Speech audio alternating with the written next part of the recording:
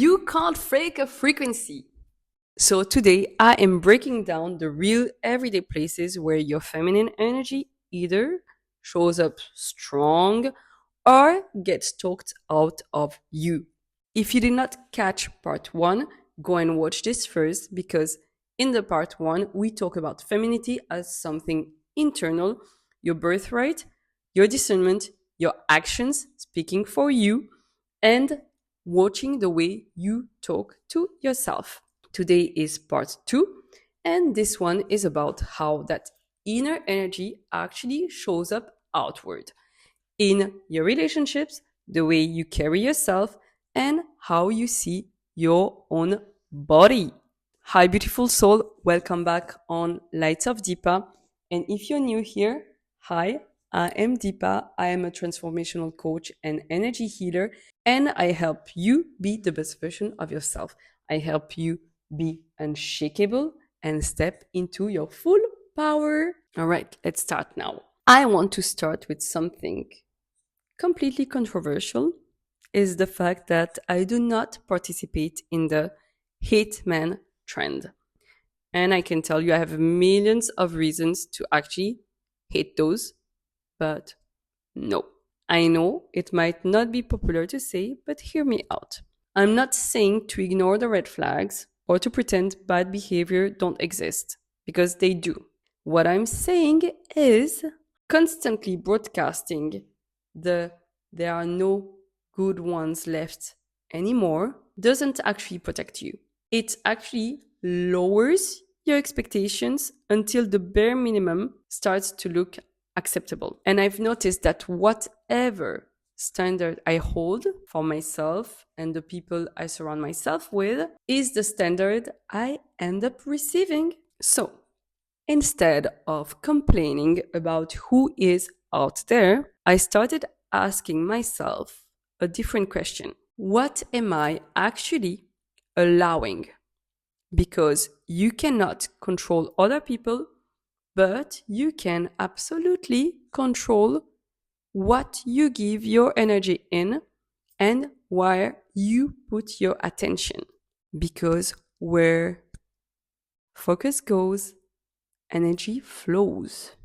And when I stopped accepting bare minimum effort, the quality of what showed up in my life completely changed.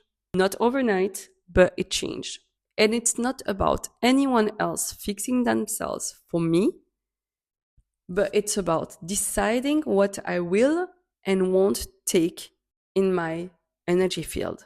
It is about the quality over the quantity.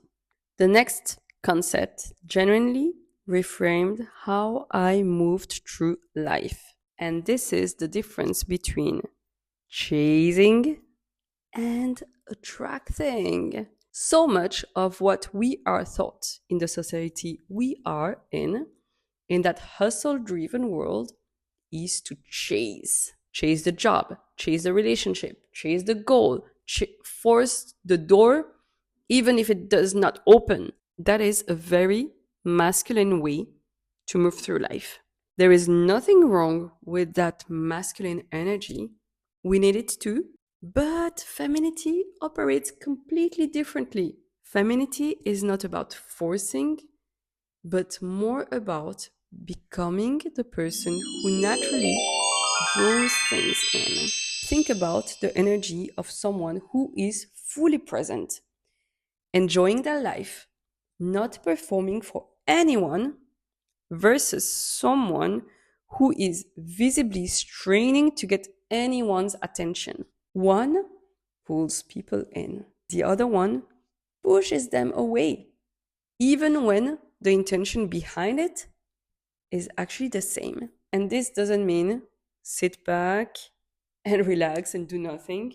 It means work on yourself, get aligned, let those things come to you instead of chasing and chasing and chasing. And I always remind myself, sometimes when something is not opening up for you, no matter how hard you pushed, It is not a sign to push harder. Maybe, probably, it's a sign to pause and ask whether if that door was ever meant for you. And I say this being someone who does not quit.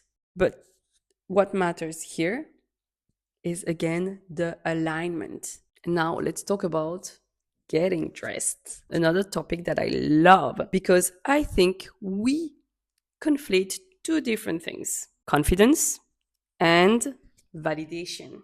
And there is a difference between wearing something because it makes you feel good from within and wearing something because you hope to attract attention. Validation seeking dressing depends on other people's validation, other people's reaction to feel good, when real confidence doesn't need an audience. For me, figuring out what actually makes me feel more like myself instead of copying whatever trend there was or whoever I scrolled and passed by this week was a process. But once I stopped dressing for an algorithm or for a room full of strangers and started to dress for the woman I actually am and want to be, this changed everything.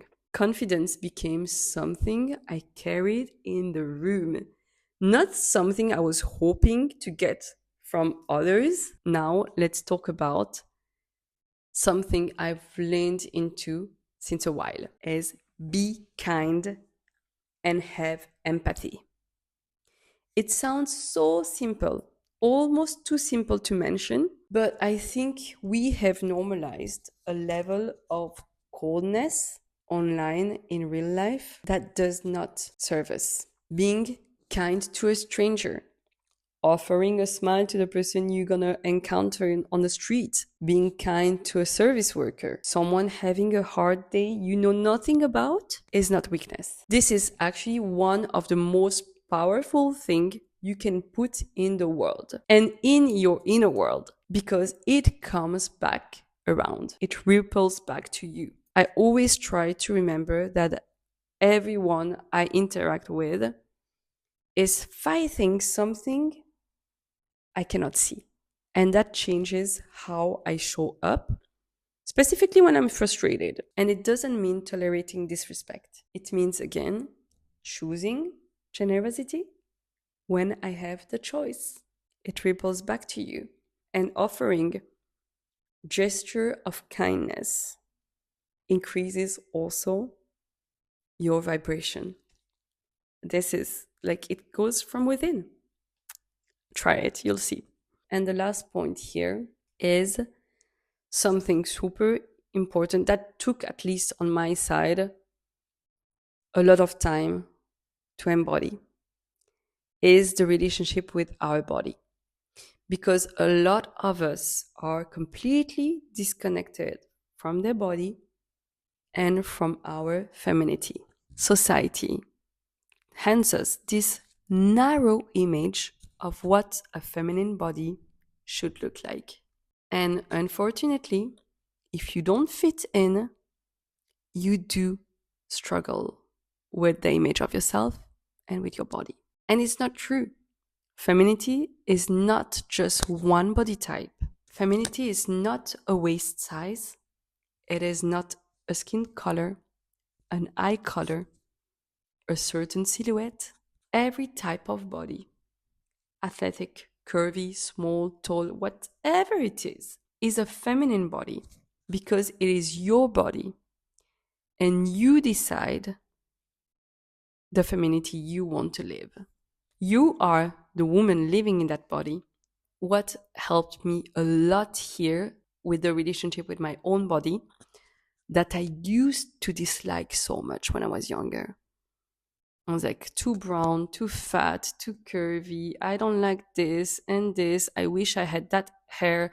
I wish I had that color of eye. You know, all this bullshit that we've been told since we're younger. It's even more difficult for colored women.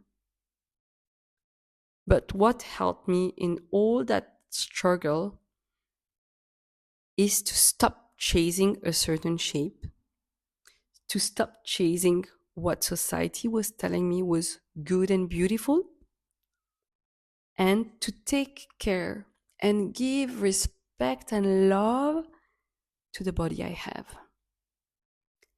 It's all about how I nourish it, how I move it, how I speak to it in front of the mirror, but also, and most important, the inner conversations with my own body. And that relationship, more than any specific look, is where your feminine energy starts and live.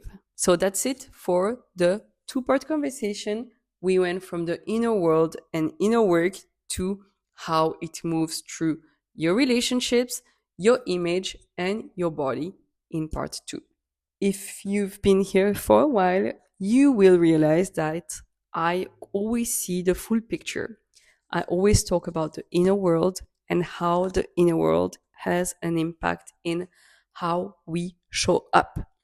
If any of this landed for you, let us know in the comments which of those topics and tips you take with you, which one resonated the most, which one you are maybe struggling the most to embody. Also, give us a like, hit the subscribe button, turn the notifications on, and please do share this with the people that want to be the best version for themselves and step into their full power. Reminder that new episodes are out every Monday, Wednesday, and Saturday. I'll see you in the next one. Until then, I send you love and light wherever you're in the world and in your life. Take care. See you in the next one.